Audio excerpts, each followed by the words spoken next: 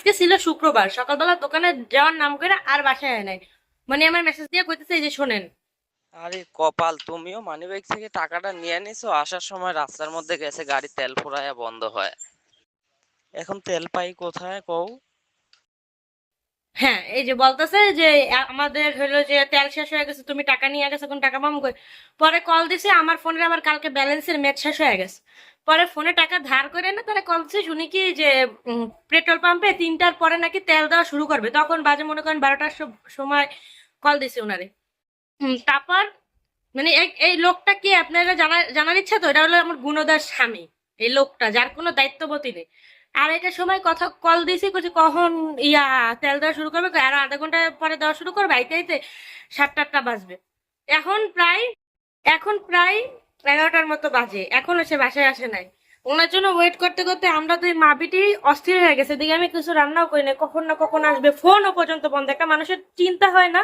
মানে সেই 2:30টার পর থেকে এখন পর্যন্ত, তার প্রায় 12টার কাছাকাছি, এখনো তার ফোন বন্ধ। এখন পর্যন্ত তার কোনো খোঁজই পাওয়া যায় না। তার ফ্রেন্ডে কল দিছি, জানি না যে তার কোনো বন্ধু তার সাথে গেছে কিনা, কিন্তু এই ফ্রেন্ডও কল দিয়ে ধরতেছে না। এখন কি করবো, ক্ষুধা লাগছে। এই কারণে এই যে চিপস, এক বাটি লুডুস রান্না কইরা নিয়ে বসে আছে, এখন আমি খাবো। মানে কি একটা অবস্থা! আর বাংলাদেশের তেলের দাম বাড়েছে, এখনো কেন তেল নাই? মানে এখনো পেট্রোল পাম্পে কিসের জন্য লাইন ধরে দাঁড়ায় থাকা লাগবে? দাম বাড়াইছে ভালো কথা, তার প্রয়োজন হলে 20 টাকার জায়গায় আরো 10 টাকা বাড়া।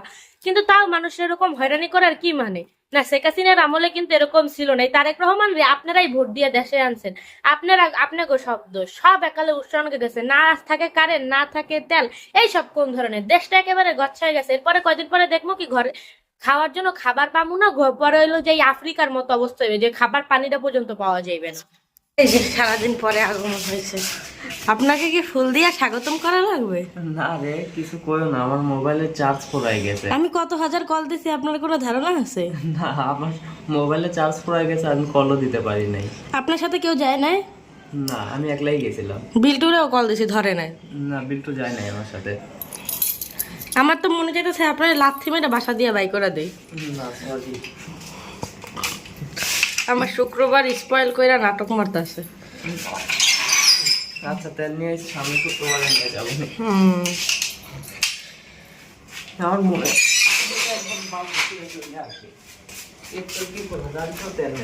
আমি ওই রকমেরও বলতে নাই। কিছু নিয়েও আসে নাই, কত বড় বেয়াদব! আরে এখন কি পাবো?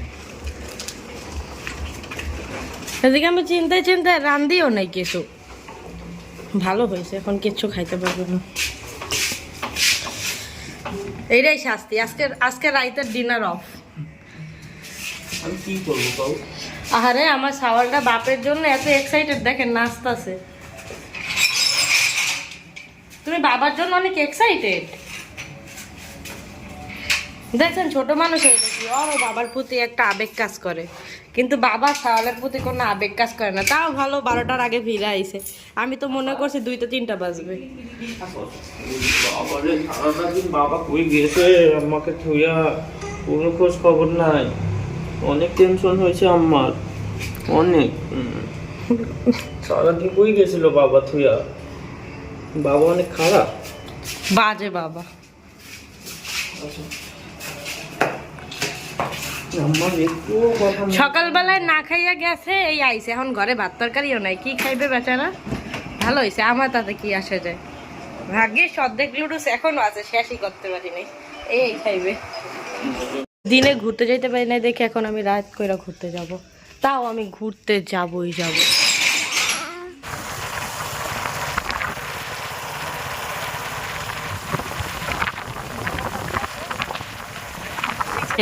এই বেডায় পরশুদিন রাইতের বেলা খাইছে ভাত, আর কালকে সারাদিন ভাত খায় নাই। কালকে আজকে সকালবেলা ভাত খায় নাই, এই আজকে দুপুরবেলা ভাত খাইতেছে। এই খাইয়া এইভাবে বাচ্চা আছে, মানে কোনোভাবেই তারে মোটা করতে পারে না। এদিকে আমি হাতি হইতেছে, কিভাবে মোটা হইবে? এই যদি তার খাওয়ার নমুনা হয় তাহলে তো এই অবস্থায়। ওরা দেখা সবাই কয় কি ও পাতা সেবন করে, আসলে কিন্তু ওরকম কিছু না, ওর ক্ষুধাই লাগে না। কি করবো ভাই?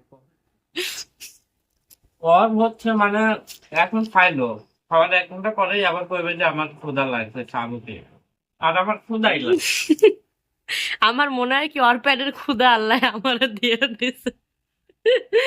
আমার একটু পর পরে ক্ষুধা লাগে, আর এই বেচারার ক্ষুধাই লাগে না।